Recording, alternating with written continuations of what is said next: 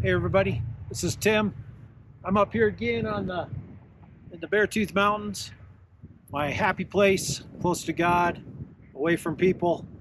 I'm actually here just right off the Beartooth Highway, which if you look behind me, you may be able to see, not just here, but in the distance. That lake right there is called Long Lake. And then over to the left of that, there's the lakes called Chain Lakes. So I'm headed down into the valley. If you don't know much about the Beartooth Highway, it's a section of US Route 212 located between Red Lodge, Montana and Cooke City, Montana. This highway officially opened on June 14th, 1936.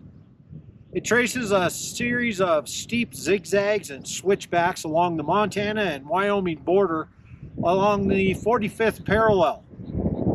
Its summit is 10,947 feet high, which is just right to my right here. I actually walked down the hill a little bit from the summit to be with you here today. The approximate elevation rise from Red Lodge to the summit here where I'm at is about 5,200 feet in 12 miles, and it's one of the most daring landscapes you can find in the lower 48 states. When you drive east to west, the highest parts of the highway level off into wide plateaus, which are more over that way from me. And near the top of the pass, they descend to a junction into Wyoming called the Chief Joseph Scenic Byway and Highway. That's near Cooke City, Montana, which is where the northeast getaway or gate is to Yellowstone National Park.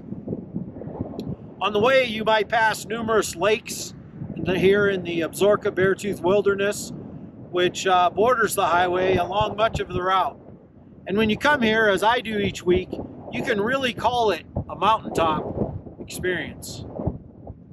But have you ever considered the highway that Isaiah talks about in Isaiah chapter 35, verses 8 through 10?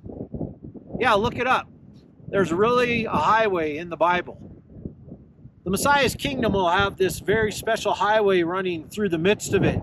A highway that is known as the Way of Holiness. The Highway of Holiness, it says there in Isaiah. It will be a perfectly safe highway. There'll be no unclean or wicked people or ferocious animals to endanger the life of a traveler there. And all the unclean and wicked of the world will have been removed from the earth. Only the righteous, the holy, and obedient who have kept God's commandments will be living upon the earth then. Therefore, traveling the highway of holiness will pose no threat to anyone. Only the redeemed will travel this highway. So its travelers will be holy and righteous people. And it'll be safe. There'll be no wild beast to threaten you, or no thief to jump you and attack you and rob you. Now note the purpose of this highway. It's the road by which the ransomed of the Lord return to him. If a person is to return to the Lord, they must first be redeemed by the Lord. When the Lord calls individuals to the promised land from captivity, the captivity of sin and evil and wickedness, they must respond. They must return to the Lord by traveling along the way of holiness. This path is the only road by which a person can return to the Lord.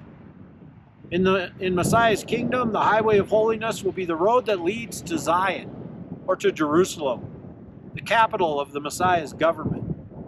In the present scripture, the people of Messiah's kingdom are pictured traveling the way of holiness in order to worship the Lord in Jerusalem.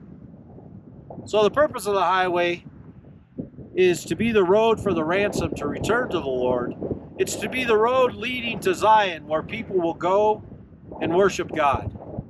So as much as I love traveling the Beartooth Highway and enjoying all this spectacular creation that God has blessed us with to enjoy, I am ultimately looking forward to the day I get to travel the highway of holiness. Even though when I come up here, I consider this modern day version or earthly version of the highway to holiness, because it gets me out and about and close to God. There's a better highway than this. So just remember, I love you, and I'm praying for you. And I'll see you next time here on Joyful Persistence.